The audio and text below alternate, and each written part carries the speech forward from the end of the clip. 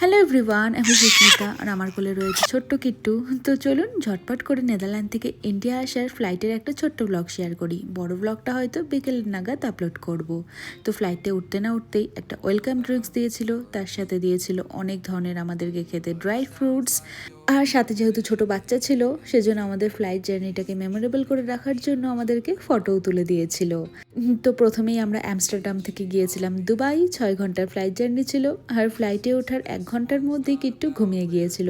আর এরপরে এক এক করে আমাদের সামনে লাঞ্চ এসে হাজির হয়েছিল। তো শুরুতেই দিয়েছিল পাম্পকিন স্যুপ, অনেক ধরনের স্যালাড আর একটা ব্রেড। তবে বারবার করে ব্রেড অফার করছিল, ব্রেডের অনেক ভ্যারাইটি ছিল। তো আমি আরেকটা গার্লিক ব্রেড পরে নিয়েছিলাম।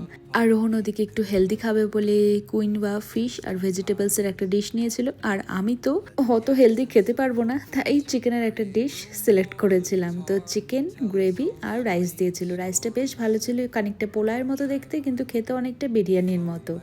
আর এরপরে ডেজার্ট দিয়েছিল। ডেজার্টে একটা চিজ কেক দিয়েছিল, আর এটার কি নাম ছিল আমি এই মুহূর্তে মনে করতে পারছি না। তো যাই হোক, খেতে না খেতেই কিট্টু ওদিকে আবার উঠেও পড়েছে। মাত্র 20 মিনিটের একটা পাওয়ার ন্যাপ নিয়ে নিয়েছিল। আর তারপর কি করব, ওকে কোলে নিয়ে গান শুনতে শুনতে ওর সাথে গল্প করতে করতে বাকি সময়টা কাটিয়েছিলাম। আর এরপরে কিট্টুকে খানিকক্ষণ এয়ার হোস্টেসদের কোলে দিয়ে এখানে একটা ওপেন বারও ছিল, তো সেটা দেখতে এসেছিলাম। তো সেখানে ককটেল মকটেল সবই পাওয়া যাচ্ছিল। তো আমি মকটেল নিয়েছিলাম ভার্জিন মোহিতো, যেটা অনেকটা লেমন সোডার মতো ছিল খেতে। তো যাই হোক, এইভাবেই 6 ঘন্টার আমাদের জার্নি শেষ হলো, আমরা দুবাইয়ে পৌঁছালাম। আর দুবাইয়ে এসে কি করলাম সেটা বলছি পরবর্তী একটা ছোট্ট ব্লগে। ততক্ষণের জন্য বাই বাই।